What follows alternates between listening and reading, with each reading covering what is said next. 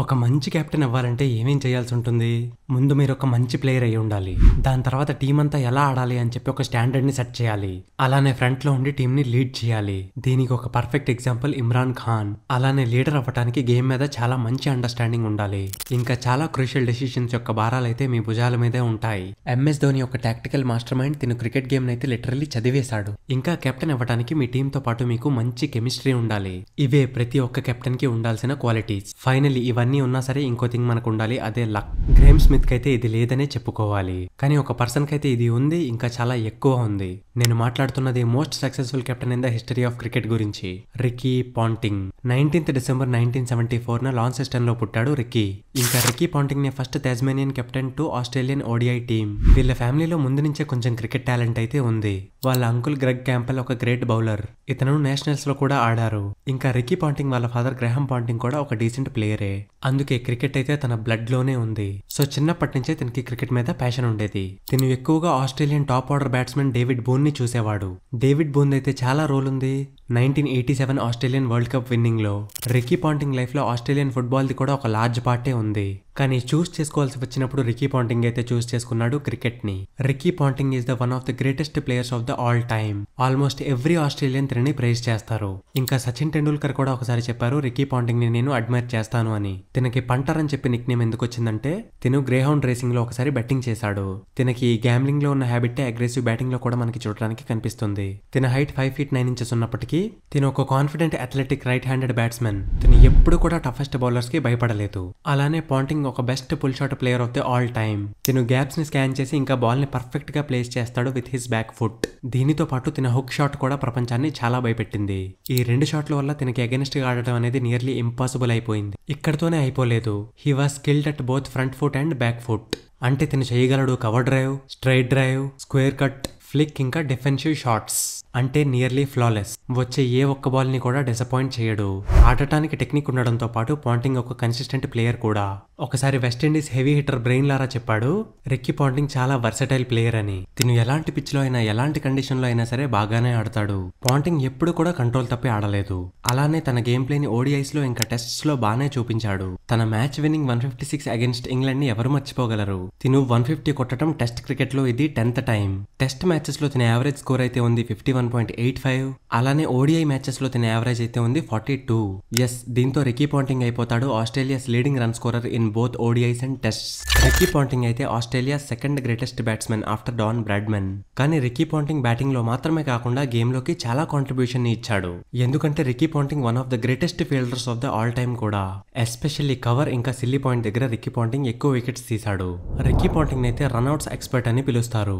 ఎందుకంటే తన బాల్ ని చాలా పర్ఫెక్ట్ గా ట్రాక్ చేస్తాడు. అలానే బాల్ ని పట్టుకున్న తర్వాత యాక్యురేట్ గా డైరెక్ట్ గా వికెట్ ని కొట్టేస్తాడు.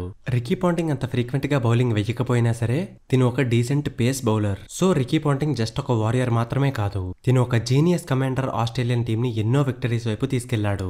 సో రండి ఫ్రెండ్స్, ఇప్పుడైతే చూద్దాం ఎందుకు తిను most successful captain in the history of cricket. Simple, ఎందుకంటే తిను ఎక్కువ సార్లు ఆస్ట్రేలియాని గెలిపించాడు కాబట్టి. కానీ ఎలా? దీనికైతే ఒక పర్సన్ కి థ్యాంక్స్ చెప్పుకోవాలి, తనే Steve Waugh. Australian cricket team అయితే ఫేమస్ అయింది for destroying their opponent. Steve Waugh leadership లో ఆస్ట్రేలియా అయితే తీసుకుంది 1999 వరల్డ్ కప్ ని. 2 సూపర్ టీమ్స్ తో పోరాడి అవే south Africa and Pakistan.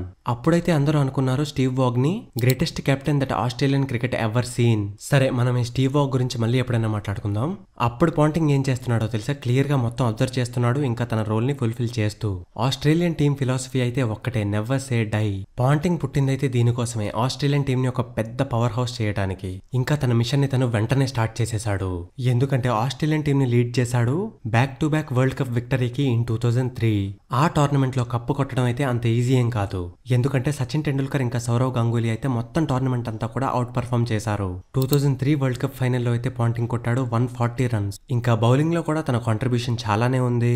1970s లో వెస్టిండీస్ తర్వాత ఆస్ట్రేలియా అయితే ఫస్ట్ టీం అయిపోయింది మళ్ళీ వరల్డ్ కప్ ని బ్యాక్ టు బ్యాక్ గెలిచిన టీమ్ గా.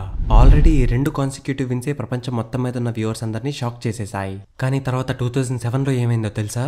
ఆస్ట్రేలియా ఆడిన ప్రతి టీం ని డామినేట్ చేస్తూనే వచ్చింది, ఇంకా అపోనెంట్స్ అయితే చేసేసింది డెస్ట్రాయ్. ఫైనల్స్ అయితే ఆడారు శ్రీలంకతో, ఇంకా శ్రీలంకని కూడా క్రష్ చేసేశారు.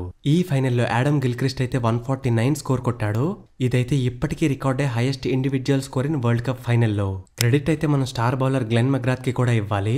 ఎందుకంటే తిను కూడా చాలా కాంట్రిబ్యూట్ చేశాడు ఆస్ట్రేలియన్ టీం ని ఫైనల్స్ వరకు తీసుకెళ్లడానికి ఇంకా గెలిపించడానికి. సో దీంతో ఆస్ట్రేలియన్ టీం 3 సార్లు కంటిన్యూస్ గా ఓడిఐ వరల్డ్ కప్ ని తీసుకుంది. ఇంతే కాదు వీళ్ళు ఇంకో 2 ఛాంపియన్స్ ట్రాఫీస్ కూడా తీసుకున్నారు. ఒకటి 2006 లో, ఇంకొకటి 2009 లో. సరే వీళ్ళు ఓడిఐలో అయితే గెలుస్తున్నారు, కానీ ఓడిఐ అనేది రియల్ క్రికెట్ కాదు. టెస్ట్ క్రికెట్ అనేది నిజంగా true quality of game play ని మనకి చూపిస్తుంది. మరి ఆస్ట్రేలియన్ టీం అయితే అక్కడ కూడా డామినేట్ చేసేశారు. ఆస్ట్రేలియాది టెస్ట్ మ్యాచెస్ లో ఒక రికార్డ్ ఉంది. రికీ పాంటింగ్ కెప్టెన్ గా 16 కాన్సిక్యూటివ్ టెస్ట్ మ్యాచ్ విన్స్ చేయించాడు. ఇది అసలు నార్మల్ రికార్డు కాదు. So Australia as a cricket team is truly unstoppable. Ricky Ponting అయితే 2004 నుంచి 2011 వరకు టెస్ట్ క్రికెట్ కి కెప్టెన్ గా ఉన్నాడు. అలానే 2002 నుంచి 2011 వరకు ఓడిఐ టీమ్ కి కెప్టెన్ గా ఉన్నాడు. సో టెస్ట్ క్రికెట్ లో తన విన్నింగ్ పర్సెంటేజ్ అయితే 62.34. అలానే ఓడిఐ క్రికెట్ లో తన విన్నింగ్ పర్సెంటేజ్ అయితే 71.62. ఆస్ట్రేలియన్ టీమ్ కి కెప్టెన్ గా ఉంటూ ఇంత విన్నింగ్ పర్సెంటేజ్ ని అచీవ్ చేయడం ఎవరి వల్ల కాలేదు. So this is the highest winnowing percentage of the all time. ఇంతటితో అయిపోలేదు, తిని కెప్టెన్ గా ఉంటూ మోస్ట్ ఐసీసీ ట్రాఫీస్ కూడా గెలుచుకున్నాడు. చాలా మంది అయితే దీన్ని లక్ అని అన్నారు, ఎందుకంటే అప్పుడు తన స్క్వాడ్ లో ఉన్నారు షేన్ వాన్, ఆడమ్ గిల్క్రిస్ట్, ఇంకా బ్రెట్ లీ. నేను చెప్పింది ఇంకా కొంతమంది ప్లేయర్స్ పేర్లే. అలానే చాలా ఐకానిక్ ప్లేయర్స్ అయితే తన టీంలో ఉన్నారు. సరే ఆస్ట్రేలియన్ టీం ని పక్కన పెడదాం, మిగతా టీంలో కూడా చాలా మంది ఐకానిక్ ప్లేయర్స్ ఉన్నారు. కానీ ఏ పాయింట్ రికీ పాంటింగ్ ని ఇంత సక్సెస్ఫుల్ చేసింది? దీనికి మేజర్లీ 3 పాయింట్స్ ఉన్నాయి. ఒకటి లీడర్షిప్ స్కిల్స్, ఇంకొకటి ఎఫెక్టివ్ స్ట్రాటజీస్, మూడోది అగ్రెషన్. ఫస్ట్ పాంటింగ్ కి ఒక లీడర్ ఎలా ఉండాలో బాగా తెలుసు. అందుకే పాంటింగ్ గేమ్ లోనే కాదు గేమ్ బయట కూడా వెల్ లైక్డ్ పర్సనాలిటీ. దీనికి ఒక ఎగ్జాంపుల్ మీరు ఈ వీడియో క్లిప్ లో చూడొచ్చు. అలానే ఎప్పుడూ కూడా తన ఎమోషన్స్ ని చూపించడానికి భయపడలేదు. ఒకసారి షేన్ వాన్ పాసింగ్ గురించి నేషనల్ టెలివిజన్ లో డిస్కస్ చేస్తున్న వీడియో క్లిప్ ని చూడండి. లిటరల్లీ పాంటింగ్ కల్లో కన్నీళ్లు వచ్చాయి. అలానే పిచ్ మీద అయితే తిను ఒక ఎగ్జాంపుల్ గా ఉండి టీం ని లీడ్ చేస్తూ ఉంటాడు. మనం ముందుగా మాట్లాడుకున్నట్టే he's one of the most consistent batsmen of the all time. దీంతో పాటు తిన అగ్రెషన్ అండ్ కమిట్మెంట్ చుట్టూ ఉన్న వాళ్ళలో స్పిరిట్ ని పెంచుతాయి. ఈ రీజన్ వల్ల తనకి టీం మెంబర్స్ అందరిలో చాలా రెస్పెక్ట్ ఉంటుంది. Australian opening batsmen Justin linger ప్రకారం టీం అయితే రికీ పాంటింగ్ చెప్పిన ప్రతి వర్డ్ ని కూడా అగ్రీ చేస్తుంది. అందుకే ఆస్ట్రేలియన్ క్రికెట్ టీం ఎప్పుడు కూడా డిటర్మైన్డ్ గా ఇంకా మోటివేటెడ్ గా మనకి చూడటానికి కనిపిస్తుంది. సెకండ్ స్కిల్ రికీ పాంటింగ్ ని గ్రేట్ కెప్టెన్ చేసింది his ability to read the game. తిను సింపుల్ సొల్యూషన్స్ మీద ఎక్కువ రిలై అవుతాడు, కాంప్లికేటెడ్ ప్లాన్స్ వెయ్యకుండా.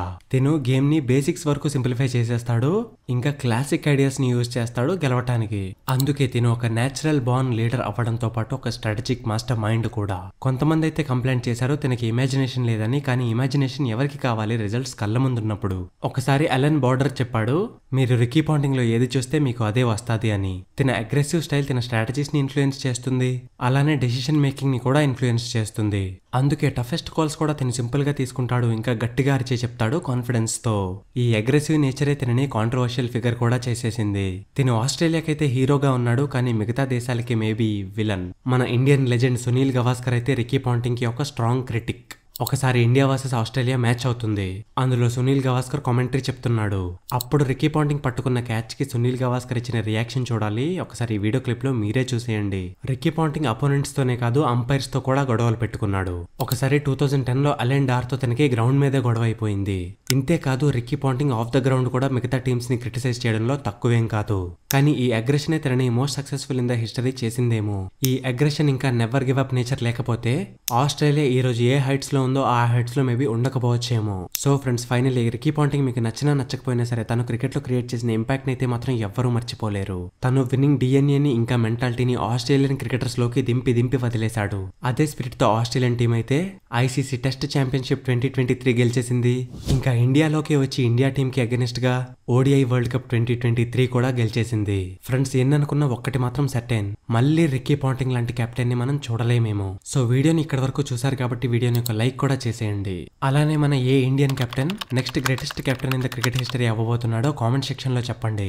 ఇంకా ఇలాంటి ఇంట్రెస్టింగ్ అండ్ ఇన్ఫర్మేటివ్ వీడియోస్ చూస్తూనే ఉండడానికి సబ్స్క్రైబ్ చేసేసుకోండి మన ఛానల్ టీఆర్ తెలుగుని.